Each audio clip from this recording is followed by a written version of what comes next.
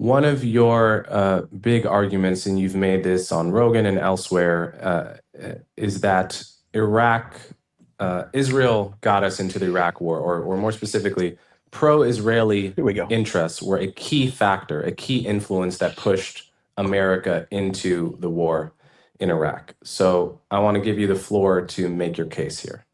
Yeah, well, I mean, if for John Mearsheimer, as you were just mentioning him, so I just was at the top of my mind, but he wrote a book called The Israel Lobby, where he really details this pretty extensively with all the footnotes and citations that you need. I've read it. I find it totally unconvincing, but well, I don't even know how do you find it unconvincing? I mean, obviously, I'll tell you. Well, okay. I wanted to give you, so sure. I'll tell you why I'll lay out the case if you want first, but sure. No, yeah. Okay, well, if we're talking about Mearsheimer, let's talk about that, and then you can lay out whatever other sure elements of the case you think are compelling. So the idea that the domestic Israel lobby is big enough or powerful enough to get America to fight an entire war that we would not otherwise have fought is, to me, ridiculous. And now, cool assertion. I'll give you a few touch points. During the entire George W. Bush administration, the Israel lobby spent $17 million lobbying Congress. Now, that might sound like a lot to me or you. It is absolute chump change on the scale of domestic lobbying. To put it in perspective, the tobacco lobby spent $200 million, so more than 10 times that amount over the same time period. And they couldn't even... Well, they were giving people cancer, so they had to spend a lot more. ...even stop Congress from passing a federal tax hike on cigarettes in 2009. Now, during the Obama era, the Israel lobby spent $30 million, and they were outspent by the dentists. The dentist lobby spent $32 million. This is all according to OpenSecrets.org, which Good point. So I guess that foreign country that's trying to bribe people in our country, that's not a problem because dentists had to bribe people more. Good argument. Doesn't make any sense, but go ahead. Is usually the standard source people go to for such figures. This is, again, not to repeat my favorite phrase, but like a firefly to the sun when compared to the $2 billion, for instance, that Wall Street spent lobbying Congress, and they couldn't even prevent Dodd-Frank from being passed. So the idea that the domestic Israel lobby could get us to fight an entire war that we wouldn't otherwise have fought at the same price as the dentists are paying Congress is too much for me. Right. Oh, this is a topic for another show, but the bankers love Dodd-Frank, and I think they were quite happy with that bill again. But that's a topic for another show. They tried to prevent it from being passed, and only once they failed did they try to mold it as a plan B to their own image. So yeah, I mean, look, you can't start don't start the movie in the middle. They failed with $2 billion to prevent it being passed. I think you're the one who's missing the firefly for the sun, or whatever your analogy was in that case with the big banks. It's like, look, man, you could talk about these people who get contribute tons of money to candidates in Washington, D.C., and then point out the one area where they didn't get the policy that they wanted, or they didn't get their A plan and only got their B plan.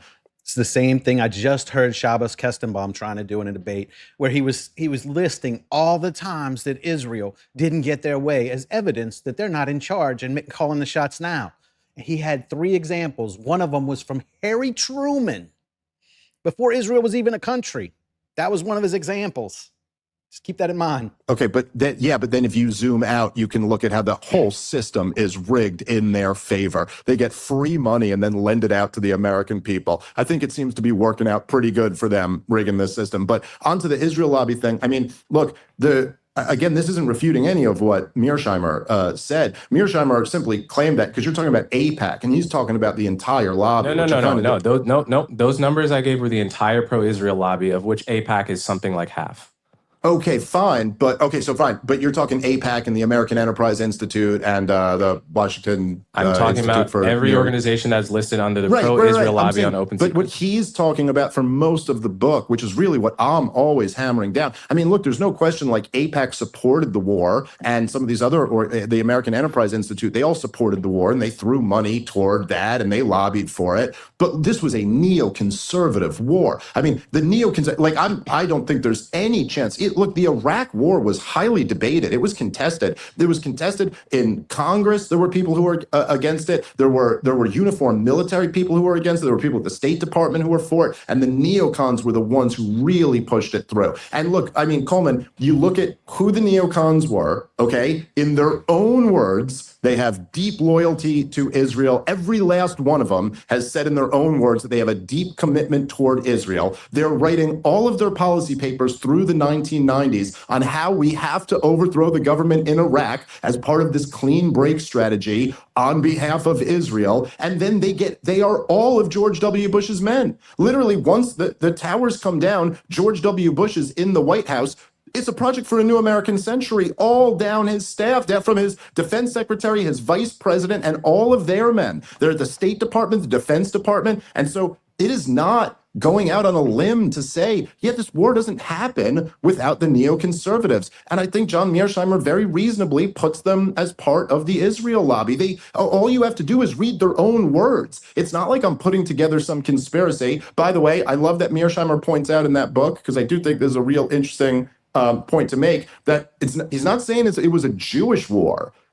Like, the Jewish people in America actually opposed the war in Iraq much more so than just about any other group. I think the polling data was they were way out ahead against the war in Iraq. I forget the exact numbers. Yes, but yeah, there's no question that, call it whatever you want to. I mean, like they would basically through the 90s self-identify as the American version of the Likudnik party, but whatever you want to call it, these group of people who have, in their own words, admitted they have like profound loyalty and connection to Israel, pushed for this war, and they had written in their own words that a huge part of it was because this was the strategy to help Israel.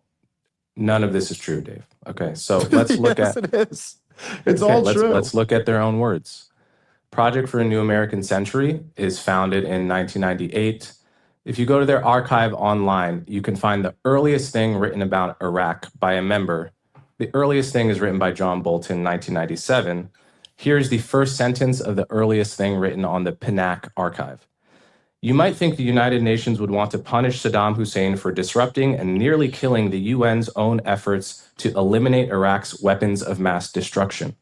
Instead, the UN Security Council effectively rewarded him. The next year, when the PNAC is actually founded, as you know, they write a letter to Bill Clinton. Now, this is the first time that PNAC, the neocons, call for the ouster of Saddam Hussein, right, publicly. No, this is the first time the Project for a New American Century called for him. It's not the first time the neocons have publicly called for him. Right. But it's not. No, you said the neocons. It's not the first time the neocons had called for it publicly. Correct. We'll get to that. Apologies. So the first time PNAC calls for the ouster of Saddam Hussein in 98, they write a letter to Bill Clinton. The entire letter is about the fact that Saddam has WMDs or is pursuing WMD, and we can't let it happen. And this is how the letter ends. We urge you to act decisively. If you act now to end the threat of weapons of mass destruction against the US or its allies, you will be acting in the most fundamental national security interests of the country. If we accept a blah, blah, blah, blah. Okay. So Israel is mentioned once in that letter, and it's grouped in with all of our other allies in the region. It's like they say, also, this will be good for Israel and Jordan and our other allies in the region. So PNAC, this idea that So one letter John Bolton wrote a long time ago proves that Israel didn't want us to go to war with Iraq. What? Okay, how does that evidence? One letter. Okay. The Project for a New American Century that you and I both agree is a good bellwether for the neocons was not using the WMD argument. It was their main argument. It was almost their only argument long before Iraq. Now let's get to this. No, but this is just, wait, hold on, but Coleman, this is just not right. I mean, you've read A Clean Break, a new strategy for securing the realm and coping with crumbling states. I assume. That wasn't about U.S. foreign policy. That was a recommendation for Israeli foreign policy. Yes, okay, but you're saying they talk openly about wanting to overthrow Saddam Hussein for the Clean Break strategy. Like, so okay, like. So John Bolton's letter, which John Bolton's full of shit on everything, that's evidence that they didn't want it. But their own writing where they say they want it somehow doesn't imply that maybe they wanted that. Okay. Yes, in the letter to Bill Clinton, they didn't say that, but they had written openly about this. No, it's the no, entire this is strategy also- that they laid out. And we also have a 4-star general who's on record saying that he saw these plans, that they We'll were get going to to the go 4-star overthrow general. all of these governments. Let's deal with one at a time. The Clean Sure, Break Memo. sure. The Clean Break Memo, written by Richard Pearl, Douglas Faith, all these neocons, David Wormser. David Wormser, in 1996. It is a recommendation to Israel, to the Likud, to Benjamin Netanyahu, to say, here are some things we think that Israel should prioritize. It is not a recommendation about what American foreign policy should prioritize. That's the first thing to note. The second thing to note is that when that paper advocates overthrowing Saddam, the point of overthrowing Saddam was to replace him with a Hashemite monarch that would be friendly to Israel, like Jordan is friendly Right. to Israel. That's the whole point. The point of deposing Saddam was not to replace it with a democracy. That is nowhere in the Clean Break Memo. So the question true. for you, if the Clean Break Memo was some kind of blueprint, why didn't we even make an attempt to replace Saddam with a Hashemite monarchy? Oh yeah, I mean that's a good point. I think the whole thing fell apart, right? I mean, like I'd No, have but we to never go even like, contemplated it. We never even floated the idea. So Well, no, it's not. how could it be therefore true that the Clean Break Memo is some kind of blueprint? well, Chalabi was like Judith Miller's big. How does he know what people were contemplating? Like, he asserts these things as if they're facts and just moves on like they are. How do you know what people were contemplating? Source on the whole thing, right? I think that a lot of the neocons seem to really believe that that was going to be what happened, and that's not what happened after they invaded the country. But Coleman, I mean, like you're sitting here saying, like, okay, so these people are like. They're writing to Benjamin Netanyahu saying, here's the strategy for a clean break to get away from the peace process so you don't have to give up a Palestinian state and you can keep the status quo going. And so what we think you ought to do for that is overthrow this guy Saddam Hussein. And then you have them advocating for overthrowing Saddam Hussein for years more after that. Then they actually get into power and they do the thing. And we're supposed to pretend like that there's no connection there. I'm not like connecting wild dots. I'm saying like they said this is what their interest was. This is why they wanted it done, and then they did the thing. No. No, Dave, you're not getting it. Coleman only believes whenever John Bolton says some shit. He doesn't believe people when they say exactly what they want to fucking do, and then that exactly happens. That's not evidence. No, that's not true. I mean, It is. It's not true because Richard Pearl was not saying what America should do. He was saying what he thought Israel should do. What we ended up doing was not what was in the... Israel should overthrow Iran and Iraq? Oh, okay. How do they do that? We're the henchmen, remember? We're the henchmen. We fight their wars. We're their bitch. That's what's happening. You don't see it? You'll see it eventually. Clean Break Memo. Your whole argument is that what we ended up doing was what was in this memo. It's not true. We deposed Saddam, and nowhere in the Clean Break Memo does it say make Iraq a democracy. No Israeli Likud member would think you can make Iraq a democracy. They thought that notion was ridiculous. So what we ended up doing had nothing to do with what Richard Pearl recommended and everything to do with what George Bush thought would make sense. And you could be totally critical of that mix idea, of all of but you that. I mean- cannot argue that what we did the Clean Break Memo. That's just factually incorrect. No, And then sure. everything else Panak is saying, their entire argument is WMD, WMD, Coleman, WMD. You this don't is- find Israel there. And now it's nukes. Nukes in Iran. Nukes in Iran. It doesn't make it true. It doesn't make it true. They floated 16 ideas before they invaded Iran. We were going to go because they were saying death to America at one point, or because they're really mean to their women, or there was just like dozens of. Oh, they're shooting the protesters while we're shooting our protesters. It was just so laughable. All the stupid bullshit reasons they gave. That doesn't mean those are the real reasons you're doing it just because some asshole says so. Coleman, this is like if I point to General Wesley Clark saying we're going to overthrow 7 governments in the next 5 years and that decision's being made. And then you say, yeah, dude, but we didn't overthrow. It took us like 15, 20 years to do that. Like, yes, of course. Obviously, George W. Bush and Dick Cheney and Donald Rumsfeld and, Condoleezza Rice or Colin Powell at the time. Obviously, all these guys had influence on this too. And so I'm not claiming that the piece of paper came to life and everything that was on it magically happened after that, is still a pretty important paper to look at. And this was written by people who were in positions of substantial power when the time came due. And so, yes, you're right. The spreading democracy to Iraq, which it seemed to, at least in George W. Bush's estimation, be an essential selling point to the war. You're right, that wasn't in the paper, and that got added later. But I think it's still pretty relevant. That's kind of half the enchilada. Let's talk about this. No, it's why would it be? Because you said so? Because you're good at making assertions that make no sense? Okay. I don't see. Okay. Let's talk about this Wesley Clark memo that he never saw. Okay.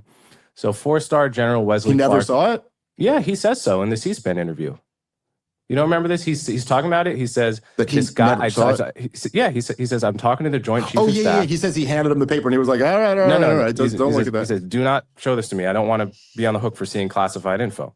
Yeah, I think it was. You're talking about the interview with Amy Goodman on Democracy Now, right? Yes. So the memo that Wesley Clark never saw. Okay, it said, according to his hearsay, and it would be dismissed in a court as hearsay, that we're going to overthrow 7. Are we in a court? Or are we talking about reality and what we think and our opinions here? This is not a court of law. Notice how they need a court of law to fucking get an idea passed just to defend Israel. Countries in 5 years is Iraq, then Syria, then Lebanon, Libya, Somalia, Sudan, Iran. So the first thing I want to say about this is that Pentagon memos in the Bush White House were called snowflakes because they came so often and they piled up on your desk. And let me read Cool. Let's just ignore them then. There's a bunch of them, so fuck it. Let's ignore them. Whatever. to you from the Washington Post at the time. Rumsfeld, whose sometimes abrasive approach often alienated other cabinet members, produced 20 to 60 snowflakes, these memos, snowflakes a day, 20 to 60 a day. Regularly poured out his thoughts in writing as the basis for developing policy. And Rumsfeld's aide, Keith Urban, which is a funny name, estimated that he wrote 20,000 memos during his time in the George W. Bush White House. And then we have... And does that invalidate any one of them just because there was a bunch of them? No.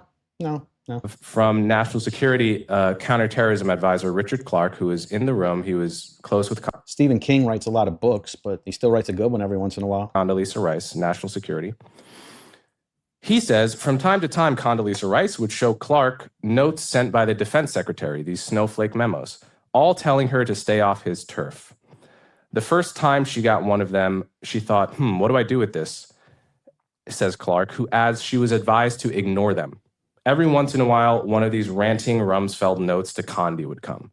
You can almost hear the eye roll. Like, this dude Rumsfeld is drowning us in his little thoughts and his stupid memos. He sent 20 yesterday. I get 20 emails from someone. I'm like, dude, what the fuck? Send me one important one. So then this guy, 4-star General Wesley Clark, comes along, doesn't see the memo, hears about one memo, isn't privy to it because he's not allowed to see it, also isn't privy to the other 20 memos that day, isn't privy to the memos next week that might cancel out the strategy that was laid out. Do you have any evidence that this memo was actually important as opposed to one snowflake in a shifting Do you have any that it's not important? strategy of 60,000? Well, I think, okay, so first of all, Wesley Clark has actually clarified. And I will clarify here because I worked in a local police department. This is not on the level of the government or anything like that. I had a supervisor who put out about 5 or 6 memos a day in a tiny little town that was 2.2 square miles. So I can see how, yeah, it's a little aggravating, but hey, he's running a country. So I can see how they might put out quite a few memos. Doesn't invalidate the fact that it still was written down, right? A bunch of this more recently, but he did talk about how he had actually seen the plans originally a decade earlier in 1991. That was some separate Israeli study, he said, right?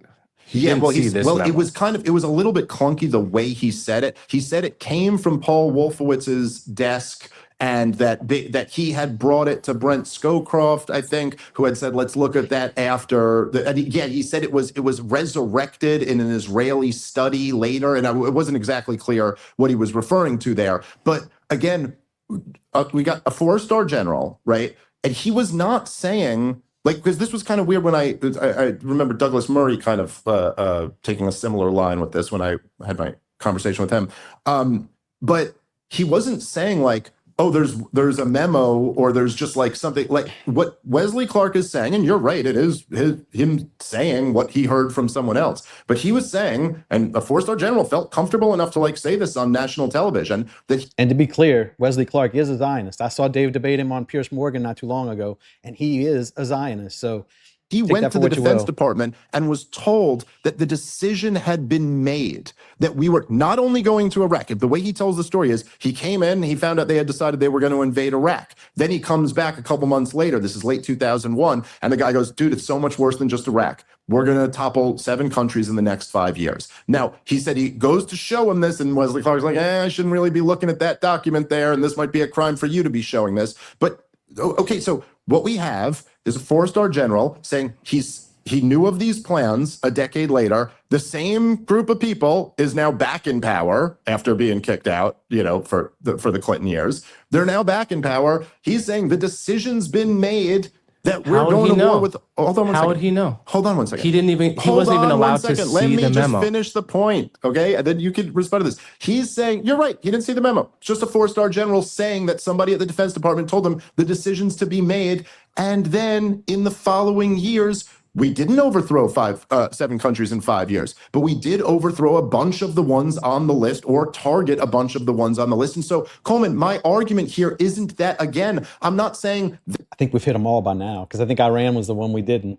that memo came to life and exactly what was written down on that has happened. Of course, there were more memos. Of course, there were more decisions that were added in afterward. But isn't it kind of hard to, don't you find it to be a little bit of a coincidence that General Clark tells you the decision was made in 2001 that we were going to overthrow Gaddafi and Assad? Like, just think about that. That was a wild claim in 2001 to be made. And then we did just that. You don't find that? That doesn't make your eyebrows poke up a little bit? Like, that doesn't make you go like, oh, I'll tell you why. So it doesn't make my eyebrows raise for the following reasons. First of all, the people that actually saw the memo, like Condoleezza Rice, would say, oh, okay, another fucking 20 memos from Dawn. Put that in the special filing cabinet for my memos from Dawn, which is the trash bin. So another assertion here. He knows how Condoleezza Rice views those emails. He knows she just disrespects them and throws them in the trash. He knows this, but he doesn't tell you how he knows it. There's no evidence that this was some grand strategy, right? And the only evidence you have is the general who never saw the memo. So then you actually look at, is there any set of facts that would persuade you that this wasn't a plan?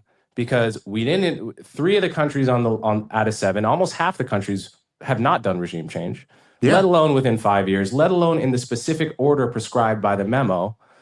And so, and not to mention, we did do regime change in countries not on the memo at all, like Liberia. So there's actually no variable. So if you fight any other wars, then you're not going to the horde according to this plan, right? What is this guy talking about? If you're still attacking people on the list, and I think we've hit more than that now. I think we're up. I think there might only be 1 left, maybe 2 that we haven't hit. So how can you just discount that? That's just insane, because we attack someone else too. That's a Zionism debate tactic right there. If everything doesn't go exactly this way, then none of it matters, right? And that's just absurd. Well, from the memo, that actually matches our foreign policy. And so my question to you is like, is there any possible set of facts of U.S. foreign policy from the last 4 years that would persuade you that this memo was not important? Again, it's not the memo that you keep saying. It's that Wesley Clark says the decision's been made that we're going to topple. How would he know? He didn't even. How would the 4-star general know? And then to be clear, he was right. He was right, because it did happen. So I wonder. Read the memo. He's saying that his source at the Defense Department, and again, so keep in is mind, it your argument that no one at the DOD would ever exaggerate or lie? Because if that's what you're saying, then who are you and what have you done with Dave Smith? Okay, well, certainly, Coleman, let's blatant straw man and not at all what I'm saying. So no, I'm not saying nobody would ever exaggerate. Sure, but I'm sure lots of people are exaggerating. The point is that the supreme leader of the NATO allies, okay, he's saying that his guy at the Defense Department said the decision's been made. My guess is that he's talking to people at the Defense Department who are in the know on this. And the point is, look, obviously, Coleman, the plan didn't go exactly according to plan. There's just no question about that. All of this is, this is late 2001 here. This is still over a year, almost a year and a half until we invade Iraq. They all believed the hype. They all thought it was going to be a cakewalk. And in fact, that's another interesting thing that John Mearsheimer covers a bit there, right? Is that essentially this was Sharon's initial beef with invading Iraq.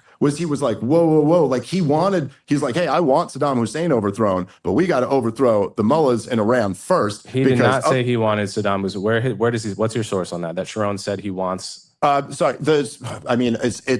the envoy of Sharon. He warned Bush not to invade Iraq. Prime Minister Ariel Sharon warned Bush not to invade Iraq in February 2002, which is confirmed by the Israeli ambassador at the time, confirmed by Ehud Barak's former senior advisor. And then they send Netanyahu to lobby our Congress to do it instead. Confirmed by Lawrence Wilkerson, the then chief of staff to Colin Powell.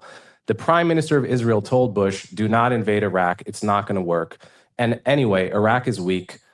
Iran is the real threat. Yes. What are the guys sitting in the president's seat of Israel right now, prime minister seat of Israel right now? What did he want, right? What did he want? He's not understanding there are different administrations that want different things in different governments. But the people in charge right now, this is the team. That's the team.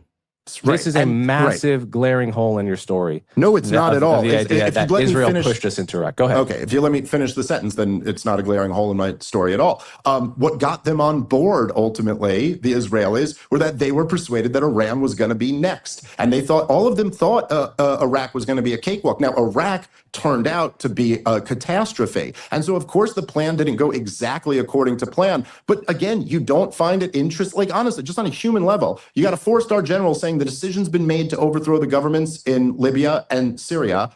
And then we went and did it years later. You don't find that to be, that's kind of interesting to me. Yeah. No, because he never saw, the guy who never saw the memo heard about a memo, and no one else who's ever seen the memo has come out. Forget the memo. He was told the decision's been made and we're doing this. But how would he know? How would this guy know? How would the guy at the defense? He just said he's been told. How would you know when someone tells you something? What? Defense Department know? Because he's at the Defense Department. But he's not the one making the decision. Oh yes, he didn't say he was the one making the decision. He said the decision's been made. By who? By Bush? Bush would imagine the top of the Defense Department. I don't know. Rumsfeld, Bush. I don't know. Rumsfeld it would be interesting to get a lot more of this information, but we have what we have. Okay. Instead of trusting the 4-star general that didn't... Who was right, who we did invade some of those places and more of them now, who was right. He was right. So why would we not believe the guy who was right before it happened? Didn't even read the memo because he wasn't allowed to. Let's trust the people that were actually in the room. Condoleezza Rice, talking to Bush every single day of the entire administration, says that the decision was made to go into Iraq for sure on September 7th, 2002. If you have better information than that from other people that were in the room, I'd love to hear it. But in the absence of that, I'm not going to listen to a 4-star general that never read the memo that he's talking about. Okay, again, it's not the memo. I don't know how many times to say this. We're kind of going in circles here. Okay, yeah. You got a 4-star general telling you the plan has been made that we're going to go fight all of these wars, and then we didn't even have a high enough classification to read Pentagon memos. I'm supposed to listen to him over the national security advisor that was reading all of these memos. Yeah, they didn't trust the 4-star general, right? No, different things are classified for different things. It's called compartmentalization.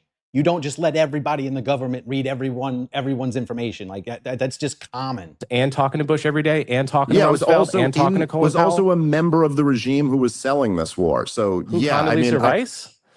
No, she was not. She was not a neocon. She was not a Rumsfeld. She had a horrible relationship with Rumsfeld. No, I said she was a member of the regime who was selling the war, and that's exactly what she was.